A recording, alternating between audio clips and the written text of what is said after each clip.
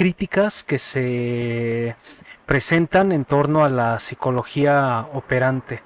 Y quizás sin entrar en minuciosidades, pero sí me gustaría, Jorge, si nos pudieras comentar si para el despliegue de estas críticas se prestó atención al papel que ha tenido las aplicaciones de la psicología operante en el sector industrial, en el denominado gestión del comportamiento organizacional, que es una de las áreas, al menos es en la que yo conozco más, es en la que me he ganado el grueso de mi alimento, y en donde se tienen ejemplos factuales, incluso de consultorías, de trabajos de consultores, de analistas conductuales aplicados en distintos lugares del mundo y en empresas de distintos giros, aplicando pues principios operantes y demostrando la efectividad de sus aplicaciones. Sí,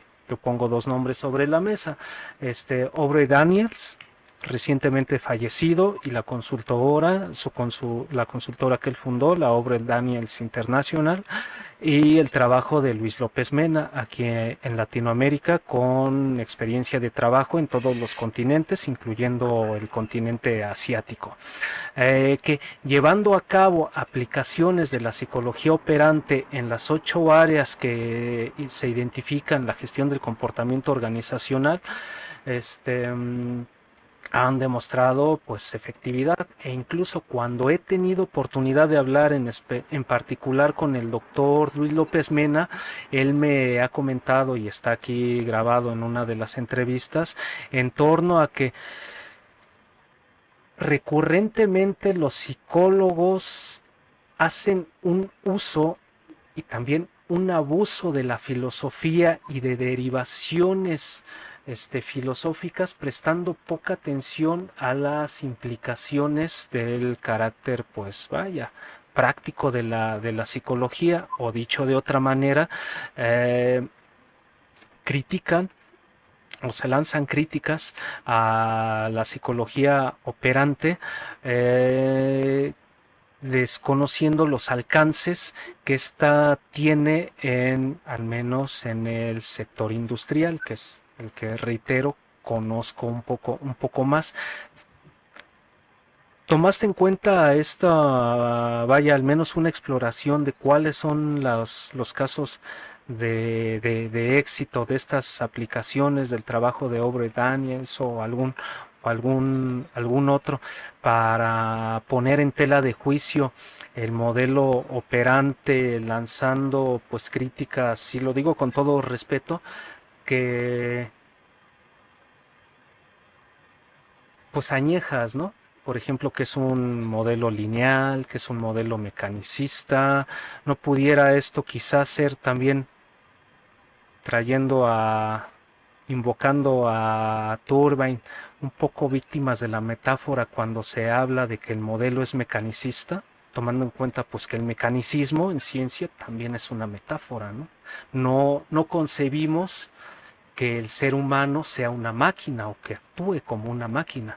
Eso es una propuesta en su momento del hombre máquina, ¿no? Pero renacentista, que ha sido reificada, pero pues no significa que veamos al ser humano como si fuera una máquina, porque es algo más que una máquina. No podemos asemejarlo a un sistema de engranajes, ¿no?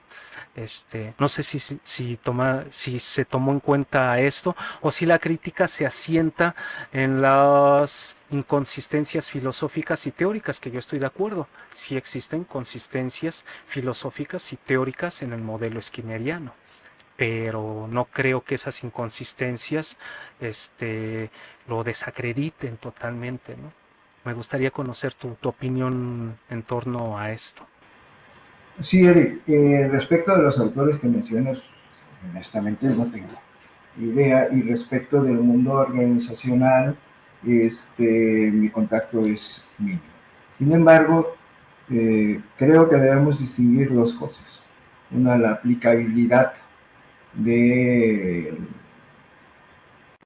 modelo operante, y otra cosa es su capacidad explicativa teórica para la psicología. Creo que habría que distinguir esto, porque en esos términos el psicoanálisis también funciona. Si un buen psicoanalista puede generar cambios, un buen modificador de conducta puede hacer mucho bien.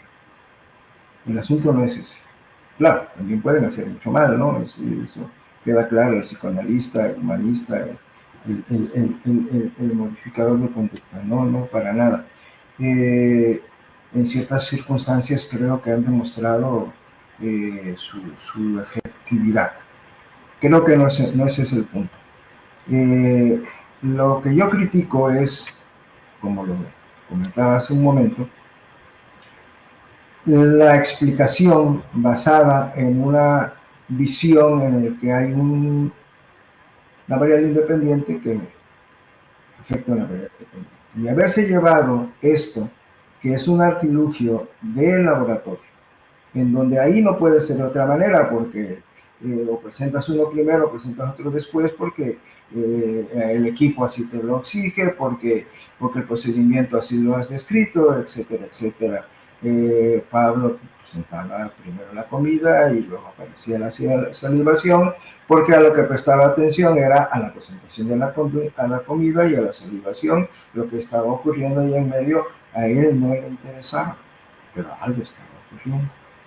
Entonces, en una explicación, esto debe ser considerado. Es mi preferencia teórica y epistemológica considerar factores en interdependencia, entre ellos la historia, por supuesto. La aplicabilidad, a veces hasta pragmática, de cierto tipo de modificación de conducta, y digo cierto tipo de modificación de conducta, puede solucionar muchos problemas, pero también genera otros como estereotipia conductual, dependencia del surtido de reforzadores. Esto, entiendo, ya no se hace tan así. De hecho, me parece a mí que esto que ya se llama ahora modificación de conducta no usa tan rigurosamente este modelo de laboratorio. Pero no me refería a eso, insisto. Los buenos consejos de un abuelo pueden resolver muchos problemas. El asunto es la explicación. Y la explicación creo que va más allá de esto. En alguno de los capítulos pongo algunos ejemplos de cómo la interacción no es solo una idea, no es solo un concepto, no solo es algo que a alguien se le ocurrió, ¿no? Es decir, hay formas de medir la sincronicidad en la interacción. Es cuestión de tener. De otra manera, viviríamos en la vida cotidiana un mundo en el que, como las malas telenovelas, la cámara va dirigida al primero que habla, hay una pausa y luego se dirige al otro que habla y al final todo queda así como parado, ¿no? Creo que esto es fluido. Y lo que nos hace verlo como separado es el lenguaje, porque cuando lo describimos, alguien hace algo en tal circunstancia, respecto de otra persona. Y el lenguaje, como ocurre como los sueños, y ese es mi modelo de los sueños, en el que todo ocurre simultáneamente, sincrónicamente, en donde lo sabes todo al mismo tiempo que lo percibes, que lo sientes, etcétera, etcétera, pero cuando lo tienes que narrar en castellano o en inglés, o sea, sujeto, verbo, predicado, etc. Y eso es lo que a veces hace que ciertas explicaciones en psicología obedezcan a la lógica del lenguaje más que a la lógica del fenómeno. En ese sentido es como planteo eso. Yo soy profundamente conductista skinneriano. Yo he conocido a Rives ya de mayor, por así decirlo, ¿no? Y me he dado cuenta que Rives ha introducido una serie de cosas que son importantes, muchas veces ya no se han entendido, que no vienen a anular lo operante, sino que vienen a, ¿cómo decirlo?, a darle, si queréis, una mano de pintura, una pequeña mano de pintura. Cuando... ¿Quién habla por primera vez de interacción? ¿Quién habla de reorganización de la conducta? ¿Qué es la psicología sino una reorganización de las partes del cuerpo, ¿no? De las partes de la conducta. Eso de Aristóteles. O sea, venimos de Aristóteles, y Aristóteles viene de Platón. Entonces, esa reorganización, aquello de materia y forma, ¿no? Que tiene mucho que ver. La psicología no es más que una organización de todo lo que está ocurriendo. Y nos matamos con la razón una y otra vez en buscar dónde está lo psicológico, y lo psicológico no está en ningún sitio, si acaso en esa idea, sería más una idea que algo tangible, esa idea de organización y reorganización continua, constante, que además que Jorge Borja en su libro lo dice continuamente, no es una reorganización, digamos, en media res, es... como actualista, continuamente reorganizándose, ¿no? Es verdad que también decía Jorge que todas las, cogiendo una parte de la psicología, que podría ser la psicoterapia, que todas las psicoterapias más o menos, tienen cierta efectividad y funcionan, más o menos funcionan.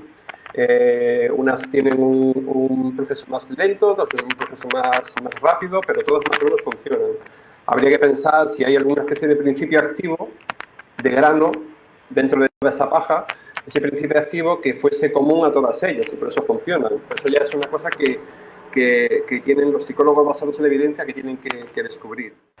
Algo que me pareció muy importante y de hecho se redactó y se puso en el libro fue la crítica a lo que sería pues al conductismo radical skinneriano, más que nada porque retoma el procedimiento como lo que sería pues su ejercicio teórico, o sea, lo que es la instrumentalización y lo que tiene que ver con pues prácticamente los experimentos de laboratorio, lo que hacía la rata, el palanquear y todo ello, que aparte que se sigue repitiendo incluso en instituciones de bastante renombre aquí en México y otro tipo de lugares, incluso pues lo mismo que ya sabemos una y otra vez que va a suceder. De hecho, si una rata contingentemente lo que sería pues a un estímulo discriminativo, pues le das un reforzador, en este caso un pellet o una gota de agua, pues claro que va a estar palanqueando en este caso. Claro que la paloma va a estar picando y todo ello, pero lo que yo veo, lo vuelvo a comentar, fundamental, y una crítica que me gustó bastante, de hecho, la tengo bastante señalizada aquí, es el hecho de que generalmente lo que es los conductistas operantes, el conductismo radical skinneriano específicamente, suelen tomar lo que son los procedimientos de laboratorio y prácticamente decir que esa es su teoría. Tomar el reforzamiento, el castigo, la extinción y todo ello, y que prácticamente el procedimiento de laboratorio es la teoría, y esa crítica la veo bastante apropiada. Yo les comentaré a propósito de esto, porque yo aprendí lo mal aprendido de psicología fue precisamente en buena medida dentro de laboratorios. Y en un principio yo también me decía, bueno, ¿por qué me ponen a ver una rata palanquear? Porque incluso se habla aquí en el libro del paradigma de la palanca, ¿no? Paradigma del palanqueo, paradigma de la palanca.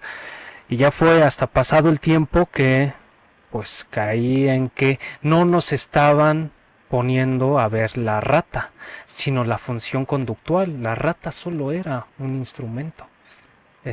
Lo que estábamos viendo era, o lo que nos estaban entrenando era observar funciones conductuales que pudieran replicarse, o no replicarse, pero sí identificarse en otras situaciones, y esas observaciones a mí me han servido hasta para hacer sanciones disciplinarias dentro de instituciones públicas. Las técnicas de observación con qué frecuencia se da una conducta, con qué intensidad se da una conducta, incluso con qué latencia se da una conducta, con qué precisión se da una conducta, sirve incluso hasta para realizar programas de capacitación. La precisión para programas de capacitación en seguridad basada en el comportamiento es indispensable. Y eso eso se basa en técnicas de observación muy operantes, ¿no? Es lo que yo diría a propósito de ello, aunque también algo sí es cierto y es una crítica que yo reconozco mucho a los interconductistas, incluso varias ocasiones lo he mencionado.